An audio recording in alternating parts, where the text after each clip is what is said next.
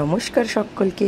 আজ রামনবমী, আজ সৌভাগ্যবশত আমার জন্মদিন। তো সকালবেলা উঠে ভোর 5টার সময় মর্নিং ওয়াকে দুজনে মিলে বেরিয়ে পড়েছি। তো দেখো চারিদিকে একদম ফাঁকা। এরপর বাড়িতে এসে দেখো এটা হচ্ছে কি আমার বার্থডে ড্রেস। তো এটা পরে বাড়ির মধ্যে পুজোও হয়ে গেছে, যেহেতু আমাদেরকে কোথাও যাওয়ার আছে। দেখো আমাদের রামচন্দ্রকে পুজো দেওয়া হয়ে গেছে সকালবেলা। আমাদের আজকে মধ্যমগ্রাম বাদু রোডে একটা রাম মন্দির আছে, সেখানে যাওয়ার আছে, পুজো দেওয়ার আছে। তো তাড়াতাড়ি পুজো সকাল সকাল সেরে নেওয়া হয়েছে।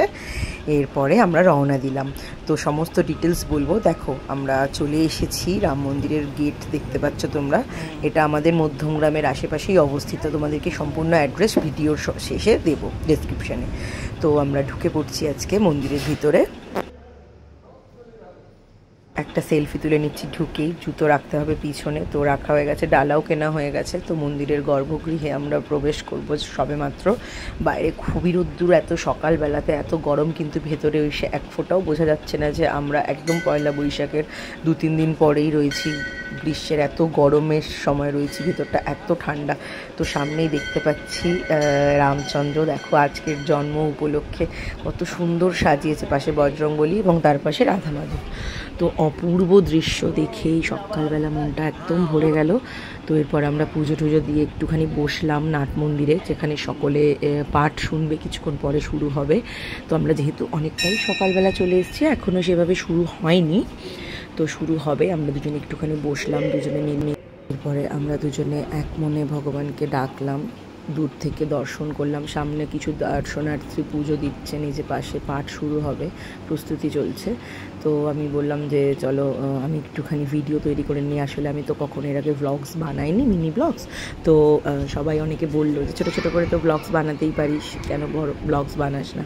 আমার অভ্যাস নেই, তো আমি কোনো রকমে করছি। যদি কিছু ভুল হয়ে থাকে অবশ্যই তোমরা জানিও, ভালো লাগলেও বলো, আমি আরও ব্লগস করার চেষ্টা করব, ছোটো ছোটো ভিডিও আনার চেষ্টা করব।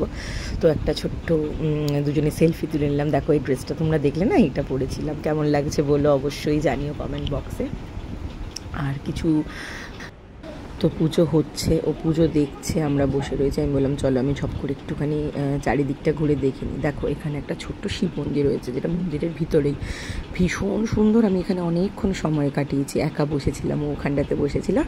তো এই সাইডগুলো দেখো সম্পূর্ণ, বাইরে তো যাওয়াটা সম্ভব হচ্ছে না, ভীষণ তাপ ও প্রবাহ চলছে, বাইরে লু বইছে। আর 17ই এপ্রিল সব থেকে বেশি গরম ছিল। তো এই সাইডটাতে দেখো, তোমাদেরকে দেখাই, এই সাইডটাতে হচ্ছে রন্ধনশালা, মন্দিরের যা যা ভোগ প্রসাদ রান্না হয় সব এইখানে হয়। এটা অনেকখানা বড়। তো আমরা পুরো ভোগ গ্রহণ করার অবধি অতক্ষণ সময় আমরা সব কিছুর পর বাড়িতে এলাম, মা গুছিয়ে খেতে দিল।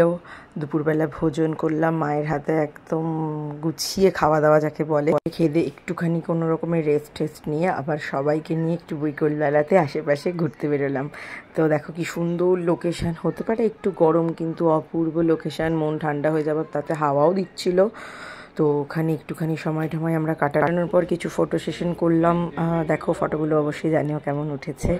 একটুখানি ভালো করে কেত মেরে পোজ দিয়ে দিয়ে ফটো তুললাম। ও বললো আমিও একটু ফটো তুলি, রাজু বললো আমিও একটু ফটো তুলি তোমার সাথে। এসছি, সানগ্লাসটা পরে নিল ঝকাস করে, সানগ্লাসটা পরে একটু পোস্টোস দিল। পাশ ঘুরে পোজ দেওয়ার পরে ওদের সাথে দেখো গেছিলাম, আমার কিছু প্রিয় মানুষজনদের সাথে গেছিলাম আমরা, খুব আনন্দ করে তারপর বাড়ি করে চলে এলাম। এইভাবে দিনটা কাটিয়ে নিলাম।